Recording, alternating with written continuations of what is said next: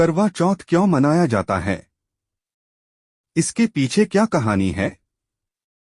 पौराण की मान्यता के अनुसार करवा नाम की एक पतिव्रता स्त्री थी। एक बार करवा के पति नदी में स्नान कर रहे थे। उस दौरान मगरमच्छ ने उनका पैर पकड़ लिया। करवा के पति ने अपने प्राण की रक्षा के लिए अपनी पत्नी को पुकारा। करवा के पतिव्रता धर्म का पालन करने से उनके सतीत्व में काफी शक्ति थी। करवा ने अपने पति के प्राण संकट में देख यमराज से अपने पति के प्राण के लिए प्रार्थना की। करवा के पतिव्रता होने के कारण यमराज ने उनकी प्रार्थना स्वीकार की और पूछा है, देवी आप क्या चाहती हैं? इस पर करवा ने कहा, मेरे पति के प्राण उस मगरमच्छ के कारण संकट में पड़े हैं, आप उसे मृत्यु दंड दे दीजिए। ऐसा कहने के बाद यमराज ने करवा से कहा कि उस मगरमच्छ की आयु अभी शेष बची है। तब करवा ने कहा कि यदि आपने उस मगरमच्छ को मृत्यु दंड नहीं दिया तो मैं अपने तोकबल से आपको श्राप दे दूंगी। करवा चौथ के व्रत की शुरुआत।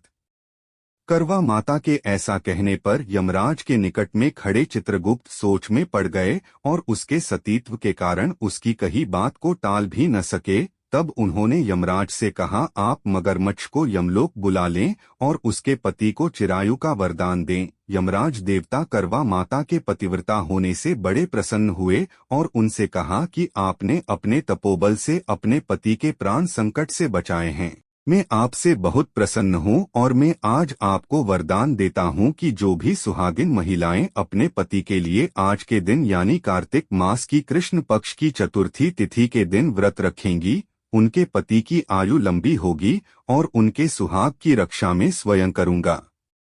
करवा चौथ व्रत कथा। सालों पहले एक शहर में साहूकार रहता था, जिसके 7 बेटे और एक बेटी थी। बेटी का नाम करवा था। साहूकार ने अपने बच्चों का पालन पोषण काफी शाही तरीके से किया था। सभी भाई अपनी इकलौती बहन को बहुत मानते और उस पर अपनी जान छिड़कते थे। उन्होंने उसकी शादी एक अमीर साहूकार के साथ एकदम शाही तरीके से की। एक दिन करवा ससुराल से अपने मायके आई। सभी भाइयों ने उसका जोरदार स्वागत किया। उन्होंने पहले अपनी बहन को खाना खिलाया और फिर खुद खाया। इसके बाद सभी एक साथ बैठकर बचपन की यादें साझा करने लगे। इसी तरह कुछ दिन बीतते चले गए। एक दिन शाम को जब करवा के 7 भाई अपने काम से घर लौटे तो उन्होंने देखा कि उनकी बहन काफी उदास होकर बाहर बैठी थी। अपनी बहन करवा को उदास देखकर सभी भाई चिंतित हो गए। वो तुरंत उसके पास गए और उदासी का कारण पूछने लगे। इस पर करवा ने बताया कि उसने अपने पति के लिए करवा चौथ का उपवास रखा है और चांद के इंतजार में सुबह से ही भूखी प्यासी है। जैसे ही चांद निकलेगा वह उसे देखकर अपना उपवास तोड़ेगी। यह सुनकर भाइयों का भी मन उदास हो गया। वो सभी करवा के इस कष्ट को नहीं देख पाए, खासकर उसका सबसे छोटा भाई, जिसे करवा से सबसे अधिक स्नेह था। बहन को भूखा प्यासा देखकर सभी भाई कुछ ऐसा उपाय सोचने लगे जिससे वो अपनी बहन का कष्ट दूर कर सकें। तभी उन्हें एक तरकीब सूझी। सभी भाई तुरंत एक पीपल के बड़े से पेड़ के पास पहुंचे। उनमें से सबसे छोटा भाई एक जलता हुआ दीपक लेकर उस पेड़ पर चढ़ गया और उसे एक छलनी में रखकर वहीं छोड़ दिया। इसके बाद पूरे गांव में हल्ला हो गया कि चांद निकल आया।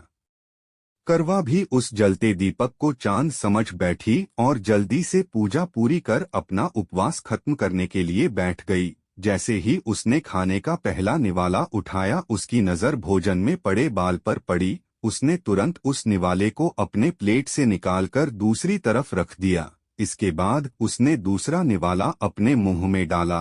तभी उसके दांतों में एक कंकड़ आ फंसा। उसने झटपट उस निवाले को भी प्लेट से हटा दिया। इसके बाद उसने तीसरा निवाला अपने मुंह में रखा कि तभी उसे एक बुरी खबर मिली। करवा को पता चला कि उसके पति की मृत्यु हो गई और वह शोक में डूब जाती है। इस सभी घटनाक्रम को देख रही करवा की भाभी ने उसके भाई द्वारा बनाए गए दीपक के चंद्रमा के बारे में सच्चाई बताई और कहा कि गलत तरीके से व्रत के टूटने की वजह से देवता नाराज हो गए हैं। इस बात से दुखी करवा अपने पति का अंतिम संस्कार न करने का निश्चय करती है। और अपने सतीत्व से उन्हें पुनः जीवित करने का प्रण लेती है। इस प्रकार पूरे 1 वर्ष तक वह अपने पति के शव के पास बैठकर देखभाल करती है और पति के ऊपर उगने वाली सुईनुमा घास को एकत्र करती रहती है। 1 वर्ष बाद करवा चौथ आने पर वह व्रत रहती है और शाम को करवा चौथ की पूजा करने वाली सुहागिन महिलाओं से अनुरोध करती है, यम सुई ले लो, पिय सुई दे दो, अपनी तरह सुहागिन बना दो। उसकी यह बात सुहागिन नहीं मानती। अंततः बहुत अनुरोध के बाद एक सुहागिन मान जाती है और उसका व्रत पूर्ण हो जाता है और उसके पति को जीवन मिल जाता है। इस कहानी को व्रतियों द्वारा अलग अलग संदर्भ में भी पढ़ा जाता है, अतः यह अंश मात्र भिन्न हो सकती है। ऐसे ही मजेदार वीडियो देखने के लिए चैनल को सब्सक्राइब करें।